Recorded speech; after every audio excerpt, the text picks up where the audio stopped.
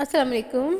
आज हमारा जो टॉपिक है वो चैप्टर नंबर 4 बायोएनर्जेटिक का 4.2 सेलुलर रेस्पिरेशन का एक सब टॉपिक है। 4.2.1 पेज नंबर 83 से स्टार्ट हो रहा है इसका, और हमारा टॉपिक है glycolysis.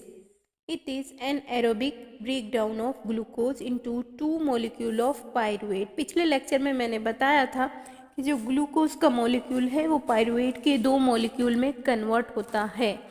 It break place in a series of steps each catalyse by specific enzyme. अब ये जो ग्लूकोज का ब्रेक डाउन है वो एक जो सीरीज ऑफ स्टेप मुख्तलिफ स्टेप के ज़रिए अबाउट 10 स्टेप इसके अंदर होते हैं, और हर स्टेप को एक स्पेसिफिक एंजाइम कैटालाइज कर रहा होता है, एक कंपाउंड दूसरे में चेंज हो रहा होता है, और इस तरह से आखिर में हमें ग्लूकोज का मॉलिक्यूल, एक ग्लूकोज का मॉलिक्यूल टूटता है और दो पायरुवेट के मॉलिक्यूल हासिल होते हैं।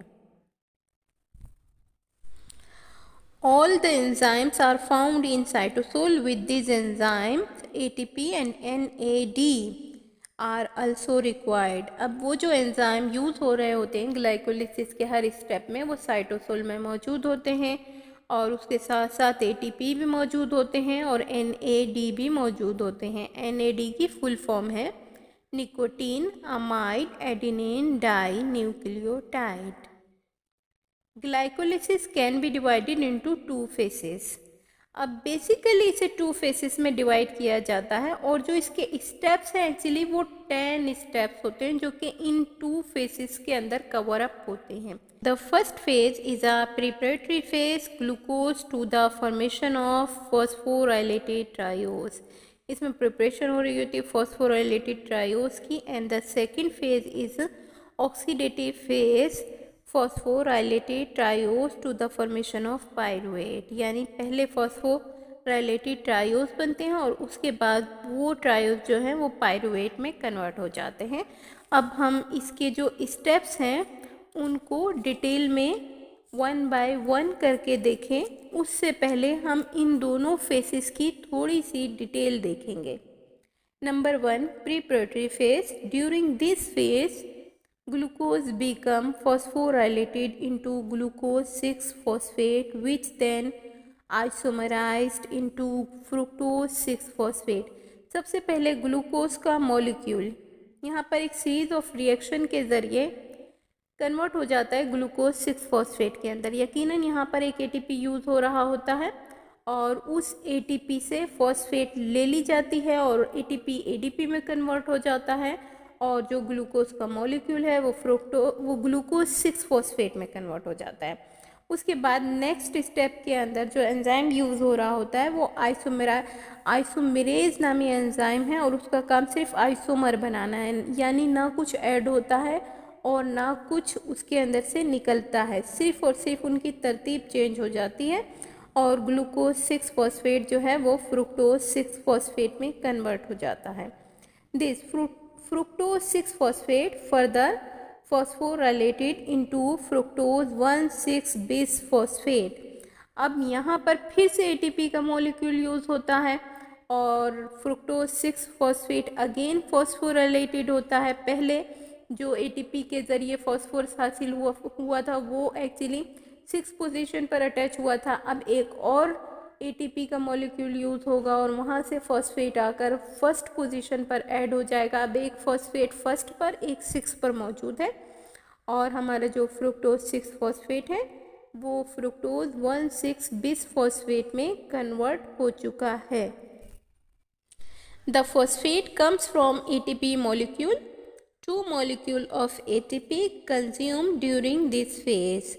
यहाँ पर हमारे ATP के 2 मॉलिक्यूल अभी तक यूज़ हो चुके हैं, एक ग्लूकोज से ग्लूकोज 6-फॉस्फेट बनने में, और एक फ्रुक्टोज 6-फॉस्फेट से फ्रुक्टोज 1,6-बिसफॉस्फेट बनने में यूज़ हुआ है।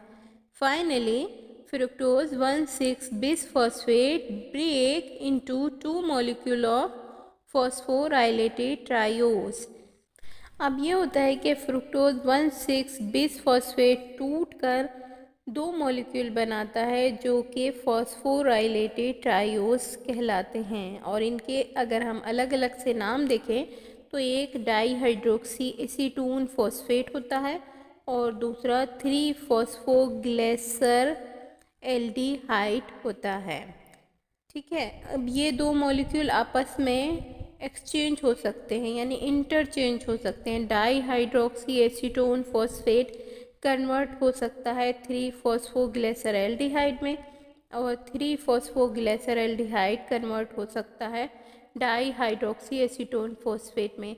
अब यहाँ ये ध्यान रहे कि अब यहाँ से जो सीरीज़ है रिएक्शन की वो 2 टाइम होगी, वो इंटू 2 हो जाएगी, क्योंकि ग्लूकोज का मॉलिक्यूल एक था लेकिन यहाँ पर जो फ्रुक्टोज 1,6-बिसफॉस्फेट है वो 2 में टूट चुका है।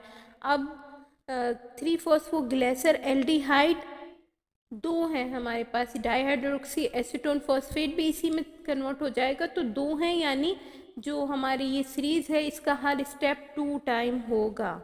सेकेंड फेज है oxidative phase. In this phase, the molecule of trioxyphosphate are oxidized as well as 2 electrons and 2 protons are removed from phosphorylated trioxyphosphate and transferred to NAD to reduce it in NADH2. Therefore, it is called redox reaction. यहाँ पर हमारी जो ट्रायोक्सीफॉस्फेट है वो oxidise हो जाती है और उसमें से 2 प्रोटॉन और 2 इलेक्ट्रॉन निकल जाते हैं। तो एक तरफ ऑक्सीडेशन हो रही है और दूसरी तरफ हमारा जो NAD है वो रिड्यूस होकर NADH2 में कन्वर्ट हो जाता है, यानी बैकवर्क ऑक्सीडेशन और रिडक्शन का अमल हो रहा है। इसीलिए इस प्रोसेस को हम रिडॉक्स रिएक्शन कहते हैं। During this phase 4 ATP molecule are also produced by substrate level phosphorylation at 2 different steps of glycolysis. अब यहाँ पर ATP के 4 मॉलिक्यूल हमें हासिल हो रहे हैं।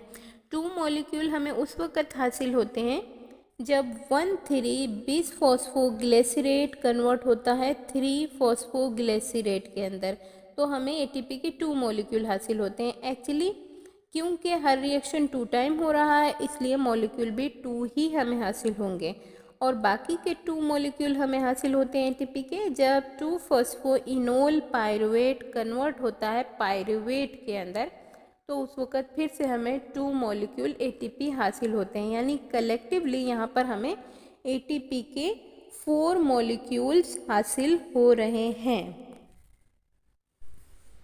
Finally 2 molecule of pyruvate, 2 molecule of NADH2 and 4 ATP are form, यानी जो ग्लूकोज का मॉलिक्यूल टूटता है उसके नतीजे में हमें हासिल होते हैं पायरुवेट के 2 मॉलिक्यूल, NADH2 के 2 मॉलिक्यूल और ATP के 4 मॉलिक्यूल। लेकिन हमें याद रहे कि 2 मॉलिक्यूल हमारे ऊपर यूज़ भी हुए थे, यानी कि प्रिपरेटिव फेज में 2 मॉलिक्यूल ATP के यूज़ हुए थे। सो whereas the net gain of 2 ATP take place, क्योंकि 2 ATP तो हमारे यूज़ हो गए, यहाँ 4 हासिल हुए थे, वो 2 माइनस करने के बाद हमें नेट गेन ATP भी 2 मॉलिक्यूल ही होंगे, यानी हमें ग्लाइकोलिसिस के नतीजे में हासिल हुए 2 पायरुवेट के मॉलिक्यूल, 2 NADH2 के मॉलिक्यूल और 2 ATP।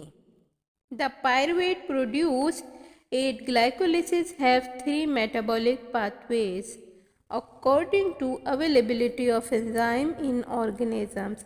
अब डिफरेंट ऑर्गेनिजम्स में ग्लाइकोलिसिस के बाद जो पायरुवेट बनता है उसके पास 3 ऑप्शन होते हैं कि वो लैक्टिक एसिड फॉर्म करेगा, वो अल्कोहल फॉर्म करेगा या वो एरोबिक रेस्पिरेशन की तरफ मूव करेगा। ये डिपेंड करता है किस ऑर्गेनिज्म के अंदर ग्लाइकोलिसिस हो रहा है और उसके पास क्या अवेलेबिलिटी मौजूद है। इट मे बी एनाएरोबिक और एरोबिक। यानी एनारोबिक और एरोबिक दोनों ऑप्शन इसके पास मौजूद है। एनारोबिक में फिर से दो ऑप्शन है, एक अल्कोहलिक फर्मेंटेशन का और एक लैक्टिक एसिड फर्मेंटेशन का। ये कहाँ मूव करता है, ये डिपेंड करता है ऑर्गेनिज्म और अवेलेबिलिटी के ऊपर।